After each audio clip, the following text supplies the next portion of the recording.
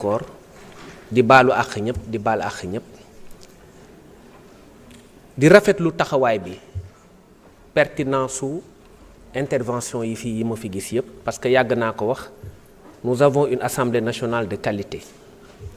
ma fi gis aussi samay nit ñoo xam ni maak ñoom démb la woon ñu bokkoon ci combat bi un combat patriotique qui a été de très longue haleine muy ñoom Guy Marius Sagna ñoom Mohamed Ayib Daffé ñoom Cheikh Thioro Cheikh Bara doyen yéen ñëpp ñu bokkoon combat bi di xeex ak ñi fi nekk ñëpp honorable député Amy Dia ak ñëpp ku lim juum ñu nekkoon ensemble di xeex pour que la révolution sonne moo tax bi tiis bi amee ñuy masawu famille yu xale bi fi jóge Abdoulaye Ba di leen masawu te di leen jaal seen doom suñu rakk di ñaawlu li fi am di ko regretter encore une fois comme ni ñu ko waxee woon ñu àndoon di xeex ñun ku ñu xam-xam ni nguur ubul suñu bopp moo tax bi loolu amee ñu bari di jam kilifa gi ne na dem na démissionner dama leen bëggoon wax ñëw leen jël parce que man yanuwuma nguur loolu lañ jàng ñun ci Sonko nous avons un rapport très distant avec le pouvoir booy daw di ut nguur ñun duñu ci fekk parce que li ñuy def pour ñun c'est la continuité du combat patriotique nous voulons servir notre pays te xaaruñu ci dara en contrepartie loolu lañ gëm loolu la ñuy dund ñu xam nañ ne loolu lañ gëm loolu la ñuy dund ñu respecter avis yëpp nag opinion yëpp malgré parfois critiques yi nga xamante ni c'est acerbe wax naa ko mais ça entre dans le cadre normal de l'expression démocratique c'est ça aussi la vie démocratique il faut que ñu nangu loolu boo nekkee ci kanam da ngay yaatu ginnaaw li sëñ bi doon wax naan booy jiite da ngay fay lempo yi nag mooy wax ju sew jeeg saaga yeeg yëpp dañ koy nangu amul benn problème ñun li ñuy def rek mooy focus ci suñu liggéey jéem a servir suñu pays loolu rek moo ñu intéressé question yi am na solo débat yi c'est de haute facture wax ngeen ko loi bi c'est une loi révolutionnaire parce que jaar nañ fi ci ay jafe-jafe yu bari déggoon nga yi fi amoon jamono jooju ay ndaw lañ woon ñu tuddee woon calo bleu ñu jógee fa ñu ñëw ci les marrons du feu ak yeneen yi nga xamante ni dañ ko doon organiser ci day mel ni genre clandestinité bu ñuy def au cœur du pouvoir ñu ñëw nag ñun organiser lépp parce que ñun dañu gëm ni dëkk dañ koy organiser dañ koy defar loolu moo sabab loi yi nga xamante ni day leeral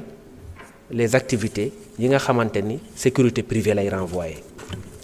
damay répondre ci quelques questions yi nga xamante ni posé nañ ko di baalu ak honorable député ci yenn questions yi nga xamante ni peut-être daf ñuy rëcc parce que ay doomu aadama rek lañ mën nañ matadi mën na am yoo xamante ni dañ koy fàtte. Fodé Mané dafa poser question sur l'installation des caméras de surveillance par des privés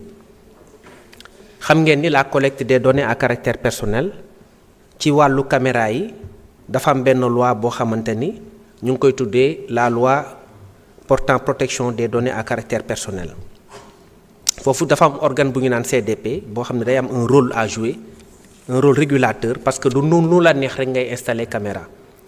da nga war a am dispositif boo xam ne da nga war a am autorisation ba pare dafa am zone yoo xamante ne da nga koy installer pour ne pas porter atteinte à la vie privée am na yoo xam ne mën nga ko installer sous autorisation am na yoo xamante ni mën nga ko installer sans autorisation mais lépp loi bi da ko encadrer honorable Tandjigora nee na dispositif de contrôle respect des droits des travailleurs loi bi dañ ko niñ ko sancee niñ ko defaree dañu prévoir également le respect des droits des travailleurs parce que dañu gis ni gardiens yi état obligation mooy protéger les plus faibles am na ko ko wax donc da nga gis gardiens yi di dund conditions yu difficiles loi bi également prévoir na ko ba pare prévoir ay sanctions contre des employeurs yoo xam ne aligné wuñu ci code du travail loolu moo tax loi bi dafa indi leneen lu bees ci côté boobu côté formation bi lii dinaa ki ñëw ci affaire formation force de défense mais dafa laale formation sécurité privée bi tam mais formation bi régir nañ ko effectivement ci loi bi jël na ko en compte parce que dañu ne ki nga xamante ni dafa bëgg a exercer une activité d'agent de sécurité privée dafa war a am une certification professionnelle à l'issue d'une formation dans un centre de formation agréé par l'État. Donc côté formation bi yi féete na boor amul problème. Condition de délivrance agrément bi aussi projet de loi bi da ko clarifier dafa am ay pièces yoo xamante ni da nga koy fournir pour ñu mën la jox agrément mu ngi ci biir texte bi. Honorable député Tahirou Sarr posé nañu question sur souvent da ciy ñëw moom d'ailleurs sur les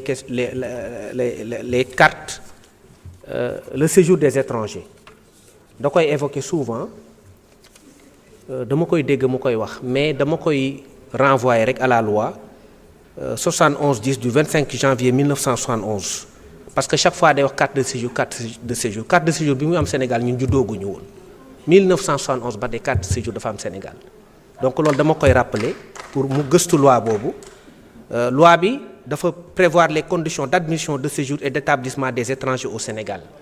avec un décret d'application 71-868 du 28 juillet 1971 donc depuis 1971 carte de séjour am na Sénégal maintenant dans l'espace après dafa am benn accord uniforme bu CEDEAO boo ñëwee maintenant dëkk Niger wala dëkk ci espace CEDEAO bi am nga liberté de circulation ak droit d'établissement bi mooy mën nga fi toog 3 mois mais à l'issue des 3 mois da ngay ut une carte d'identité d'étranger boo xam ne balaa nga koy am da ngay déposer ce qu'on appelle une indemnité d'expatriation pour dellu boo bëggee dellu maanaam boo fi nekkee en situation irrégulière pour ñu delloo la da ngay déposer une indemnité boobu nag bariwul defe naa ëppul 10 000 francs bariwul donc loolu lañ bëgg a yokk bu boobaa parce que temps boobu dañ ko aligné ci billet d'avion yi wala billet de retour yi indemnité boobu rek la ñuy yokk suñ ko yokkee su boobaa dina mën a permettre par exemple un Américain wala keneen peut payer wala quelqu'un qui est ressortissant de l'espace CEDEAO peut payer au moins 1 million ba 2 millions wala 3 millions montant yoo xam ne ça permet de renflouer les caisses de l'État ba pare boo nekkee en situation de séjour irrégulier ñu mën la expulser à tes frais donc loolu rek la donc loi bi depuis 1971 am na sur le séjour des étrangers. Sur la question des